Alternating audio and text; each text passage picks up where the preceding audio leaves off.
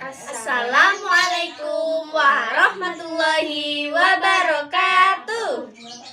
Salam piaut, bahagia, ceria, mulia. Apa kabar piaut? Alhamdulillah, luar biasa. Tetap semangat. Allahu Akbar.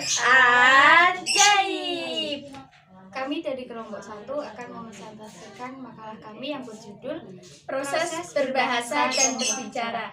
Saya Farismatul Janah, NIM 2418045. dan saya Jan Fadilah, NIM 2418076.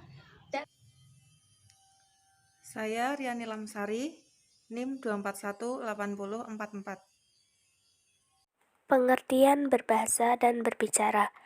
Menurut Derty Jonathan Hauges 2014, bahasa merupakan sistem berkomunikasi, mampu membentuk kalimat kompleks serta pronominal dan verba secara tepat, dan penguasaan dalam kosakata, serta dapat memanipulasi bahasa melalui permainan kata-kata, teka-teki, dan metafora. Sedangkan berbicara merupakan mengucapkan kata-kata untuk mengekspresikan pikiran, gagasan, dan perasaan. Kemampuan berbicara ditandai dengan mampu mengekspresikan, menyatakan, serta menyampaikan ide, pikiran, gagasan, atau isi hati kepada orang lain dengan menggunakan bahasa lisan. Selanjutnya, berbicara merupakan bentuk perilaku manusia yang memanfaatkan faktor-faktor sebagai berikut, yaitu ada 5. Yang pertama, faktor fisik, di mana alat ucap untuk menghasilkan bunyi bahasa seperti kepala, tangan, roban muka yang dimanfaatkan dalam berbicara. Kedua, faktor psikologis dapat mempengaruhi terhadap kelancaran dalam berbicara. Karena itu, stabilitas emosi tidak hanya berpengaruh terhadap keruntuhan bahan pembicaraan. Selanjutnya, faktor neurologis, di mana jaringan saraf yang menghubungkan otak kecil dengan mulut, telinga, dan organ tubuh lainnya yang ikut dalam aktivitas berbicara. Yang keempat, faktor semantik, yaitu yang berhubungan dengan makna. Yang kelima, faktor linguistik, yaitu berkaitan dengan struktur bahasa. Menurut Taringan, berbicara itu mempunyai 3 maksud, yaitu untuk memberitahukan dan melaporkan atau to inform, menjamu dan menghibur atau to entertain, dan yang terakhir untuk membujuk, mengajak, mendesak, dan meyakinkan atau to persuade. Selanjutnya, proses berbicara out. Salah satu kemampuan anak yang banyak dinantikan oleh orang tuanya adalah ketika anak mengucapkan kata pertamanya.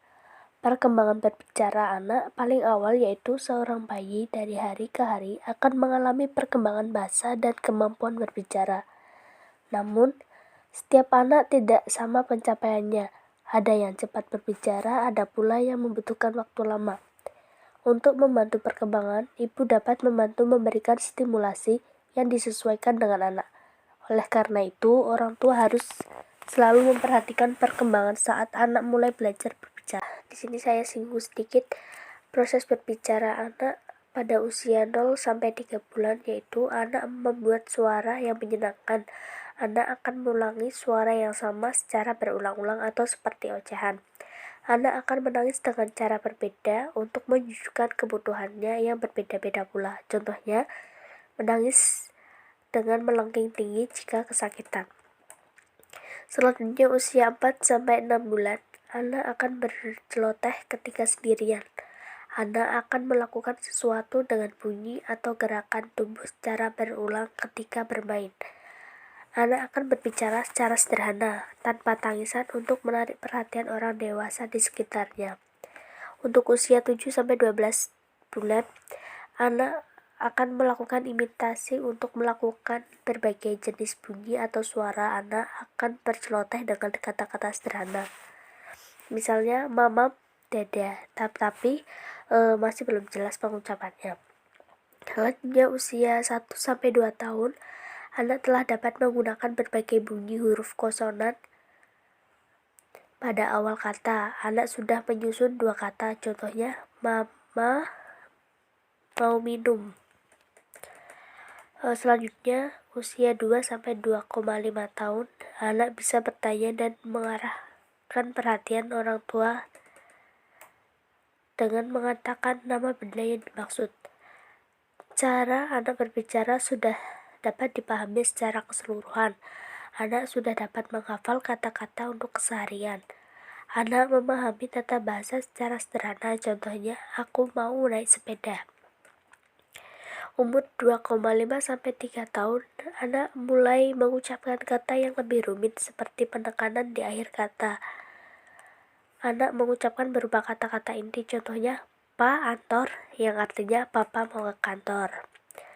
Usia 3-4 tahun, kata yang diucapkan sudah rumit dan menggunakan kata imbuhan, mempunyai subjek, predikat, objek, bahkan keterangan. Contoh, aku tadi sudah mengembalikan bolanya ke keranjang. Usia 4-6 tahun, anak sudah mulai menggunakan bahasa sesuai dengan kaidah-kaidah dalam bahasa ibunya. Anak sudah biasa menggunakan kalimat yang ekspresif yang menyatakan perasaannya. Dan anak sudah biasa menggunakan kata secara lebih rumit, contohnya, ibu, aku lebih suka baju yang berwarna merah. Selanjutnya, tahapan perkembangan pralinguistik anak usia dini. Periode pralinguistik merupakan masa di mana anak belum mampu berbahasa dan belum mengenal bahasa. Pada tahap pralinguistik, anak tampak masih dalam taraf berlatih mengenal lingkungannya sendiri atas dasar yang dirasakan, dilihat, dan didengarnya. Ketika anak merasakan sesuatu, sementara dia belum mampu mengucapkan sesuatu, anak hanya mampu memberikan pertanda bahwa dia senang atau tidak senang. Ungkapan tersebut ditujukan dengan menangis, menunjukkan kegelisahan, atau melakukan gerakan yang positif, serta memberikan respon ketika diajak berkomunikasi. Tahapan-tahapan pralinguistik. Tahap pertama dimulai ketika bayi berusia 0-2 bulan. Bayi sering membuat apa yang disebut bunyi-bunyi yang menyenangkan atau kuasi vokal. Tahap ini disebut fonasi. Kemudian usia 2-4 bulan, bayi biasanya berada pada masa going state, di mana bayi mengucapkan kata sejenis dengan kombinasi kuasi vokal. Sedangkan ketika usia 4-7 bulan, anak mampu mengucapkan beberapa kata baru, disebut masa expansion stage. Tahap kedua. Tahap ini terjadi ketika anak berusia 7-10 bulan, di mana ucapan bayi semakin meningkat. Dia mulai menghasilkan suku kata dan menirukan bunyi, seperti ucapan ba, ba, ba, atau ma, ma, ma. Tahap ini disebut tahap kanonikal. Kemudian tahap ketiga, setelah melalui tahap kanonikal, secara meningkat bayi mempersempit penggunaan fonem mereka, terutama pada fonem yang akan mereka gunakan dalam bahasa yang mereka pelajari. Ini disebut dengan tahap kontraksi, dan umumnya terjadi antara usia 10-11 bulan. Pada masa ini bayi juga memperoleh irama bahasa. Selanjutnya, tahapan perkembangan linguistik anak usia dini. Pada periode linguistik, anak sudah mulai tampak berkembang perkembangan bahasanya. Ia sudah mulai mampu menggunakan kata-kata dalam berbicara. Tahap ini diawali ketika anak mampu menggunakan kata yang berhubungan langsung dengan benda atau kegiatan tertentu. Misalnya mama, papa, baba, dan kemudian mempelajari kata abstrak. Pengelompokan perkembangan linguistik. Pada awal tahun pertama saat anak berusia sekitar 12 bulan, anak menggunakan kata antara 3-6 kata. Tahap berikutnya, anak berusia antara 12-18 bulan, anak telah mampu menggunakan kata benda yang luas, serta telah mampu menggunakan kosakata yang terdiri antara 3 sampai dengan 50 kata. Pada usia sekitar 2-3 tahun, anak sudah mampu menerima bahasa dengan menggunakan bahasa telegrafik 2-3 kata. Anak selanjutnya mampu berkomunikasi dengan menggunakan kata antara 3-50 kata. Ketika anak berusia 3 tahun, kosakatanya bertambah setiap hari. Pada usia tersebut, menurut Jalonggo, anak memiliki kosakata antara 200-300 kata. Pada usia 4 tahun, anak telah mampu menerapkan pengucapan dan tata bahasa. Anak telah memiliki kosakata sebanyak 1.400-1.600 kata.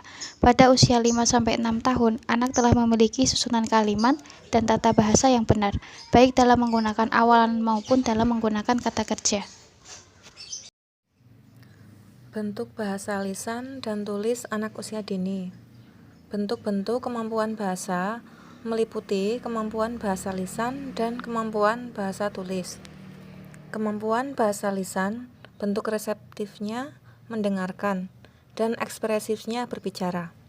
bentuk kemampuan bahasa tulis, bentuk reseptifnya membaca, dan ekspresifnya menulis. Bahasa lisan adalah bahasa yang diucapkan. Bahasa lisan tidak hanya mengharuskan untuk mempelajari kata-kata, tetapi juga mempelajari aturan pembentukan kata dan kalimat.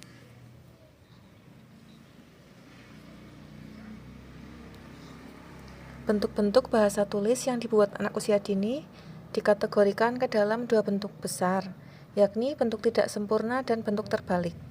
Bentuk tidak sempurna meliputi bentuk condong, bentuk tak lengkap, bentuk interpolasi, bentuk mirip huruf. Bentuk terbalik meliputi terbalik bentuk cermin, baik intraleksem maupun interleksem, dan terbalik bayangan. Sedangkan untuk bahasa lisan, secara umum dapat diartikan suatu penyampaian maksud atau ide, pikiran, gagasan atau isi hati seseorang terhadap orang lain dengan menggunakan bahasa sehingga maksud tersebut dipahami orang lain. Tarigan dalam Suhartono mengemukakan bicara adalah kemampuan mengucapkan bunyi-bunyi artikulasi atau kata-kata untuk mengekspresikan, menyatakan, serta menyampaikan pikiran, gagasan, dan perasaan. Sedangkan menurut Suciningsih menyatakan bahwa bicara merupakan bentuk bahasa yang menggunakan artikulasi atau kata-kata untuk menyampaikan suatu maksud. Peran penting kemampuan bahasa lisan anak usia dini. Kemampuan bahasa lisan pada anak berperan penting. Di dalam kelas, anak-anak yang fasih dalam bahasa lisan menjadi pembelajar yang lebih sukses dibanding mereka yang tidak fasih. Begitu anak-anak belajar membaca dan menulis, anak-anak menggunakan pengetahuan bahasa lisannya sebagai dasar terhadap pengetahuan barunya mengenai sistem bahasa tulis ketika mereka mulai fokus pada fitur dan konsep bahasa tulis. Anak-anak yang fasih dalam bahasa lisan bisa mengkomunikasikan idenya dan mengajukan pertanyaan selama kegiatan pembelajaran. Kemampuan bahasa lisan juga mempengaruhi perkembangan kemampuan membaca dan menulisnya, karena baik membaca ataupun menulis melibatkan bagaimana memproses dan menggunakan bahasa. Dasar dari kemampuan bahasa lisan yang berkaitan dengan perkembangan kemampuan membaca dan menulis meliputi kosakata, produksi, dan pemahaman sintaksis, kesadaran fonemik, dan produksi serta kesadaran naratif. Terima kasih. Selanjutnya kami membuka sesi tanya jawab. Bagi teman-teman yang ingin bertanya, bisa melalui WA Group. Sekian, wassalamualaikum warahmatullahi wabarakatuh.